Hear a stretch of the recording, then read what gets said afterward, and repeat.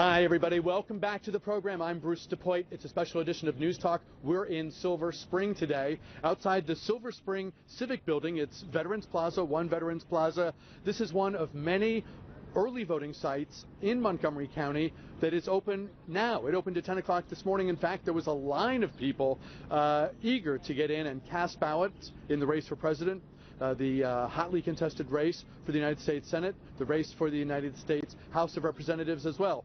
Big primaries. We've been talking about them for months. As of now, from now in fact until the 21st of April, an opportunity not just to talk about it, but to participate, to cast ballots. They'll close on the 21st, and then of course the actual primary, if you want to vote sort of in the traditional way, on the traditional primary day in Maryland, that is Tuesday, April the 26th. But look at the scene here. You can see behind me the volunteers, some of the voters, all the candidates have a presence here. Look at all the signs. There are hundreds of signs here.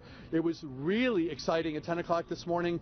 I got to the site here, to the Silver Spring Civic Building, at about 9:55. They opened the doors at the stroke of 10 a.m. There had to be 40 or 50 people online, and there's been a reasonably steady flow. They say early voting starts early and then builds as you get closer to the final day, which, as I mentioned, will be, and as Jim Shalik, the head of the Board of Elections, mentioned, will be the 21st. Vote in your home county. A lot of information, whether you live in Prince George's, Montgomery, wherever. A lot of information is available online. But look at all the signs here, a sense of how eager the campaigns are to get their sign, their message, their candidate's name sort of onto your radar screen as you consider for whom to vote. We're talking with the candidates and their supporters here. Joining us now, Kathleen Matthews, in disclosure, a former colleague at ABC7, longtime fixture in the Washington media, a candidate for the House seat being vacated by Maryland Congressman Chris Van Hollen. Talk about your candidacy and the sense of excitement that's here today as people can finally cast ballots. First of all, a perfect day for early voting, isn't it? And that's, I think, why the numbers have been so great. But we actually have through the 21st for early voting, and I think they're hoping that they're going to have bigger numbers this year than in previous elections. And as you can see, there are a lot of candidates running. The lawn signs tell the whole story. In my race, there are 9 of us. I've been fortunate to be an early front runner in the race, endorsed by Emily's List, which tries to elect more pro-choice, progressive women into Congress, and very happy to have gotten the Washington Post endorsement.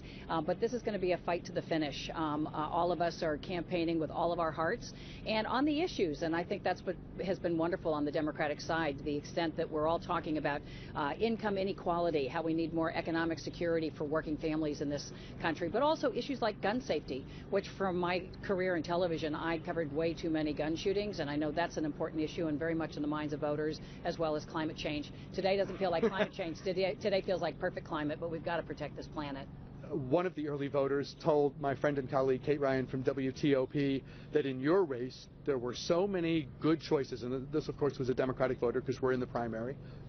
The person telling Kate Ryan there were so many good choices, I had a hard time deciding. You've made the switch from journalism to politics. That's a big leap to make, and then to find yourself in a race where there are a lot of seasoned people with records to point on, as you do. It's an interesting moment. It has to be. Yeah, I think we should acknowledge that in this race, 9 candidates, and virtually every one of them has the credentials in many ways to be a front runner in other districts across the country. I mean, the quality and the caliber is so high. I think voters are going to have to look at the varying kinds of experiences and who's going to be most effective moving into the Congress we have today, which is a Republican-controlled Congress. I believe my experience as a journalist in this area for 30 years, covering all the issues from crime to education, what working families face, and being able to frame those issues and advocate for those issues, but also my business experience working for one of Maryland's top employers, Marriott International, a company where I was able to advance a progressive agenda in the U.S., in this community, but also worldwide around elevating women, LGBT rights, environmental sustainability, and being able to advocate that with people who don't necessarily agree with me. I think that is the credential you need and the experience you need actually to be effective in this Congress. Kathleen Matthews, a Democrat running in the race for the open seat, the open 8th District House seat, the seat that's been held for quite some time by Maryland Congressman Chris Van Hollen, who, as we mentioned at the top of the show, is a candidate for the United States Senate. Thank Kathleen you so much Matthews, for the opportunity to talk to the voters. good to have you here. Good luck the rest of the way. Job Thanks very covering much. the campaign. Well, we appreciate it very much. Will Jawando joins us next. Will, come on in. Will is also a candidate in this primary. Will, thanks for your time. Thanks for stopping by. It's great having you here. Give folks at home a sense of the excitement that you and I are feeling as the doors of democracy swing open. Yeah. Well, first, thank you for being out here. It's a beautiful day. This is my home district. I was born and raised in Silver Spring, and people are excited. I've been to several early voting sites today. I hope the numbers are higher. 2 years ago we saw a downtick. And I think voters understand that with the national election going on, we need leaders now that understand what working people are going through, but also can get things done in Congress. And so I'm excited. My message of having worked in the House for Nancy Pelosi, helping worked in the White House with Senator Obama, then President Obama, passing Lilly Ledbetter, they want people that understand what working people are doing and going through in life, but also have gotten things done in Congress. And that's what you see with a 14% approval rating. So I think that's why we'll get good turnout. There's a tendency in the media and for voters to look for names they recognize. Yeah. Is this a cycle where folks might take a broader look, at perhaps focus in, maybe Google a name they don't know to say, you know what, I want someone not part of the system because our system needs some reinvigorating or new blood, however you would describe it? Yeah, I think both. I think you have a time where people want fresh ideas, new thinking, but they also want people that can get stuff done. And I think I bring a unique combination of both. We have a great district here, a very diverse district. If you look at the voices not represented in Congress, they're younger people, they're people of color, they're people that have gone through things in their life. We have a lot of millionaires in Congress, a lot of well-connected folks. And so I think in an anti-establishment year, yes, you are seeing that. And our candidacy, we've seen that across the district, whether it's Rockville, Chevy Chase, Silver Spring. People want something new, and they want someone who can actually move an agenda in Congress. Will Jawando is one of many candidates. Are there a dozen? You've been to the forums. How many? There are 9 of us. 9. But I'm only Jawando, youngest, only African American. We're unique in a number of ways. I'll see you Sunday at the debate. Sounds good. Thank you, Will. I appreciate very much your time. Will Jawando, one of the candidates for the U.S. House of Representatives Democratic primary in the 8th District. As I mentioned, Terrence Strait, come on over. There's another open Maryland House seat. It is the seat that Donna Edwards is giving up to run for the Maryland Senate.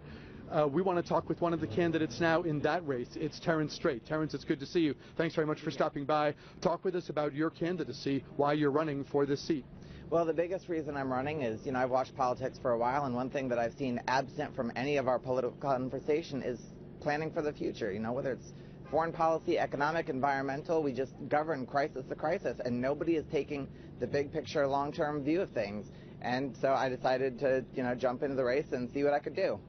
Many candidates start at the local level, sometimes getting involved in party affairs, sometimes running for the state assembly, and then pivot to Congress. It's not the only route, of course, but it is traditional. Give us a sense of why you decided, I'm going to run for Congress at this time.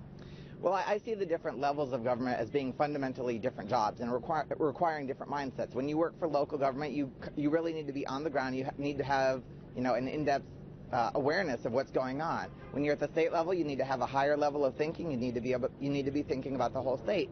And at the national level, you have to have an even broader perspective. And you need to be willing to think about the well-being and policies that impact the whole country.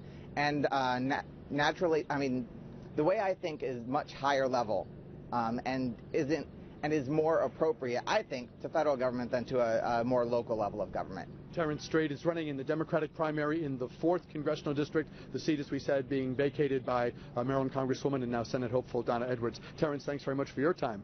Good to see you, and we appreciate your being here. We'll take a break. We'll continue our special coverage here on News Talk from the Silver Spring Civic Building, one of the many early voting centers that's open across the state right now. Back with more right after this.